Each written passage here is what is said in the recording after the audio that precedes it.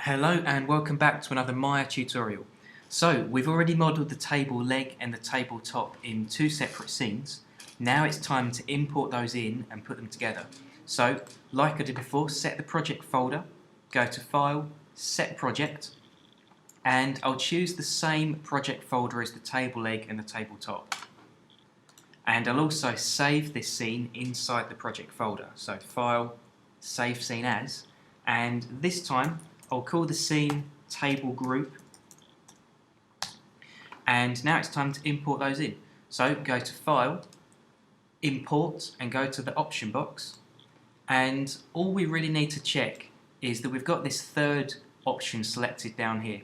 Now these three options are to do with the naming convention, and if you leave them at their default settings, if you import an object in, it will have the file name and also the object name.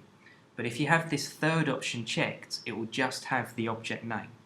So go to Import, and if we choose the tabletop,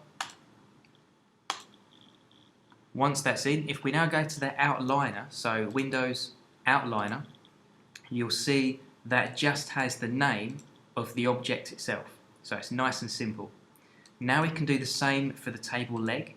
Go to File, Import, it will remember the settings from before. Choose the table leg,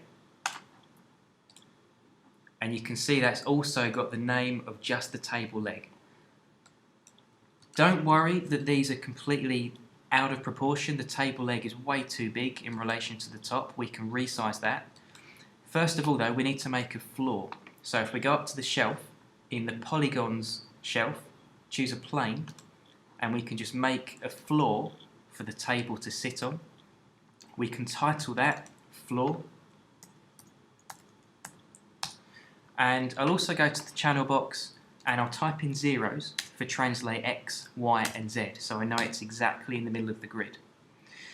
Now we need to position the table top and the table leg. So I'm going to go into the side or the front view, so press space to go into your orthographic views, and I'll go to the front view, so hold the mouse over the front view and press space again. And now we can select the tabletop, we'll use the move tool, and we can just move that up to set the height. Now you'll find you can't really see the floor because it's flat and we're looking at the front view, but you can see a slightly darker line. Now that represents the actual grid, that represents the bottom of the grid. So we can use that to know where the floor is. So just set the height of the table, then we can do the same with the leg. Select the table leg, and we can move that up so it's sitting on the floor itself rather than through the floor. And what we can do now is move the pivot point from here to the very bottom of the table leg, and we can do that by holding D on the keyboard. Just use the arrows to move that down to the floor. You might want to zoom in quite close to make sure that's accurate. Then we can zoom out. And the reason we move that down is so when we scale this table leg down, if we choose the scale tool, you'll see it doesn't move off the floor, it stays on the floor. And we can now scale that, first of all, to get the width right and the foot or the bottom of the table leg right. Don't worry about the height.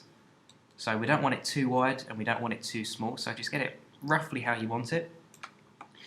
And then rather than scaling the height, because you can see that distorts the overall leg, we can right click, go to vertex mode, and then highlight the entire top half of the leg. And then use the move tool to adjust the height, and that will stretch just the top part of the leg.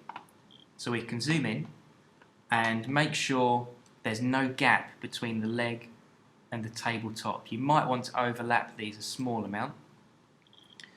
Then we can right click the leg, go back to object mode, press space, and go back into, this time, the top view. So hold the mouse over the top view and press space again.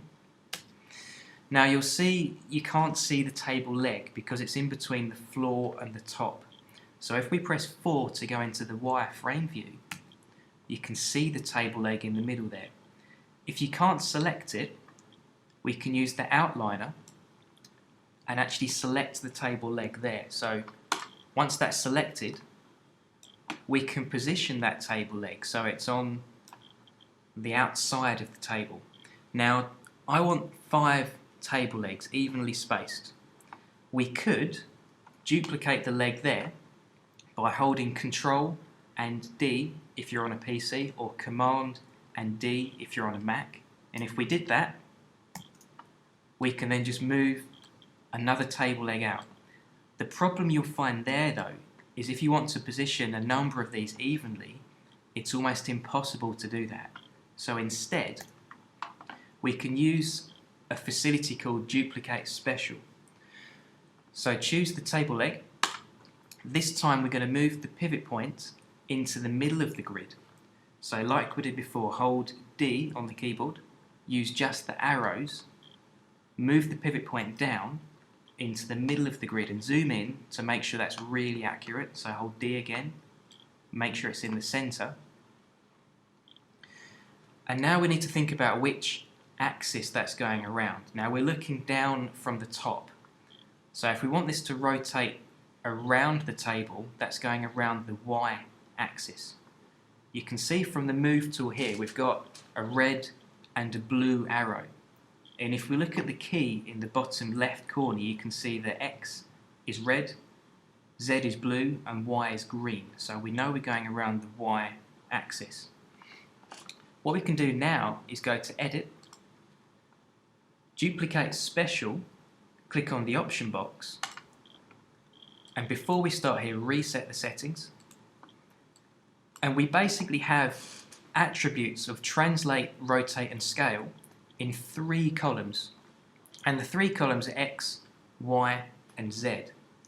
So we want to rotate around Y, so that's this middle box here. And we need to think about how many degrees each table leg needs to rotate around this center point to have the required number of legs evenly spaced. We know that it's 360 degrees in a full circle, so we need to think 360 divided by the number of table legs. Now I want 5, so that's 72 degrees. Number of copies will be 4 because we already have 1, so the total is 5. And before I click on Duplicate Special, what I will do is retitle the table leg name to Table Leg 1, and you'll see why as soon as I click on Duplicate Special. So we have our 5 evenly spaced, and you can see that the names of these table legs run in sequence. So you have table leg 1, 2, 3, 4, and 5. What we can do now is press space, go into the perspective view,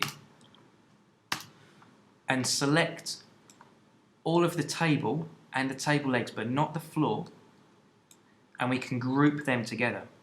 Now the reason we group them is so if we wanted to scale or rotate the table, it all goes together.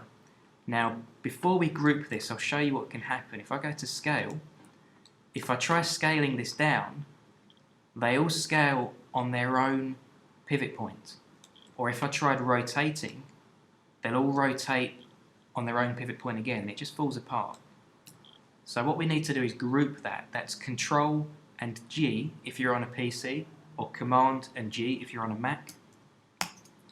And if we have a look at the outliner now, you have a group 1 here. We can retitle that like any other asset in the outliner, just double click, and I'll call that Table Group. Press enter. And now if you tried scaling that, everything goes together, and the pivot point by default will be in the middle of the grid. We can also maximize the table group by clicking on the plus to the left of that, and you can access all the individual components. One thing you'll need to remember is to select the group, you have to actually select it from the outliner.